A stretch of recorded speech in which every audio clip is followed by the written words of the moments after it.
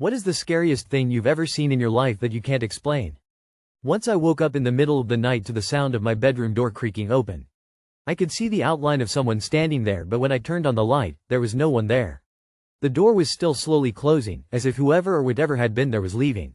Even creepier, my Nest fire alarm had illuminated in the corridor, sensing movement, but there was nobody there. Still gives me chills thinking about it. I was riding my bike down a rural road when I was 9 and found a garbage bag filled with red sludge and white sticks. I thought it was blood and bones, but I had a very PG childhood and I had never even seen pretend blood and bones, so I had nothing to compare to. I told myself it wasn't what I thought it was. After all, why would there be a ripped open garbage bag filled with blood and bones?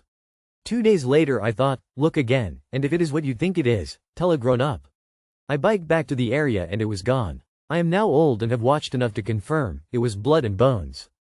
My grandfather had just died a few days earlier, and my mom was crying one night in our kitchen. I started hugging her.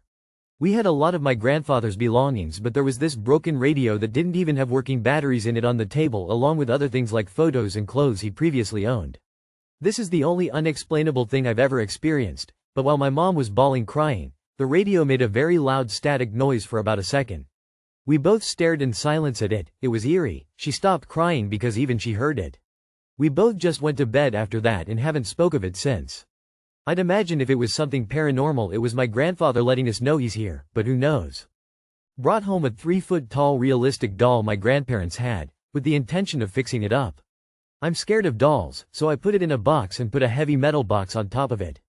Next morning the doll was gone. The boxes were still in place, but the damn thing had disappeared completely. I live in fear. Around 2003 I was walking home from work in the afternoon and just happened to look up on an overcast day.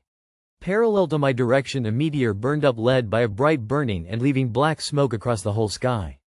It made a low-pitched loud rumbling across the whole sky for the 3 seconds it took to travel that far. Before YouTube no one would have believed me, much less heard of anyone who saw it. In hindsight it was wicked cool to see. At the time, I thought I was going to die. I had seen meteor showers. I had never seen one that low or with any volume. I had a dog growing up that was the smartest dog I've ever met. She was like a human trapped in a dog's body. My brother and I found her wandering around our neighborhood after school and we brought her home.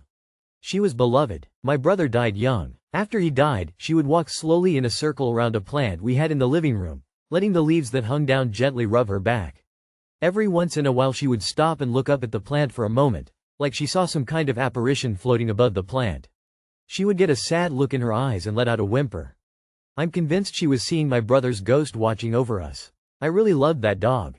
Not so scary but unexplainable. At my stepmom's funeral, she was played off with the song I'll Fly Away, from my personal CD of the Oh Brother SDTK. On the way home, I got the disc out to play it, and the disc was broken neatly in half, in the case. It's not scary but unexplainable. When I was 10 I got into a motorcycle accident. I wasn't driving it, I was walking from school when a motorcycle hit me going full speed. I did see the motorcycle come but I froze up and couldn't move.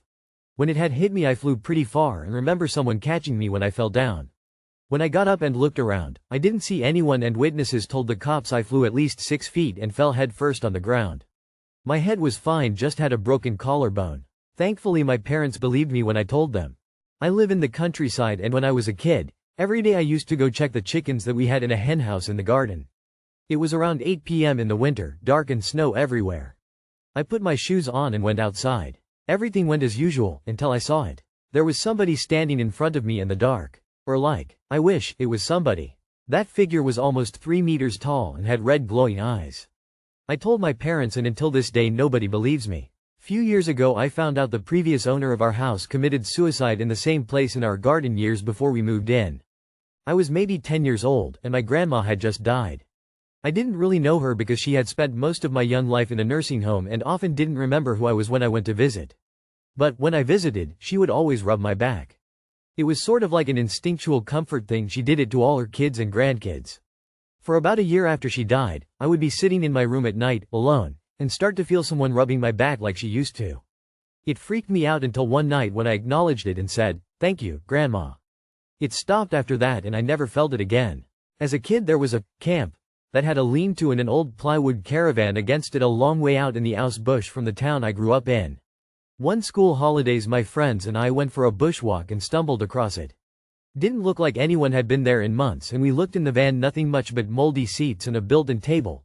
Usual old caravan stuff, so we shut the door because it smelt moldy. As we sat in the shade of the lean-to, we heard the doorknob squeak and start turning. Pretty sure my backpack is still sitting there 35 years later because I dropped it and ran. We all scattered in different directions and met up lower down the road an hour later, and we were all still pale. No way anyone was in that van. No way. Still bothers me to this day. Cleaning the house after my mom passed away, she loved body spray. I threw away a nearly empty bottle. I found it in the dishwasher a few days later. Living in kind of a beat-up neighborhood in the early 2000s.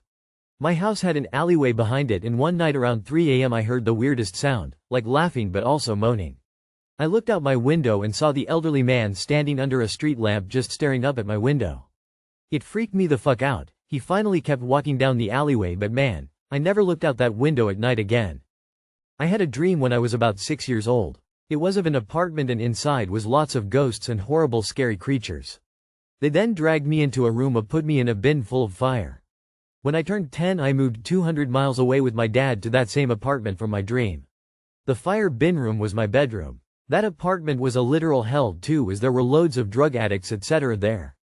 Giant blue, almond-shaped, front-facing eyes glowing in the dark through a barbed wire fence. I lived on a forest property in a country with no large predatory animals. This was after huge bushfires, so something that lived in the forest must have been flushed to the outskirts where we lived.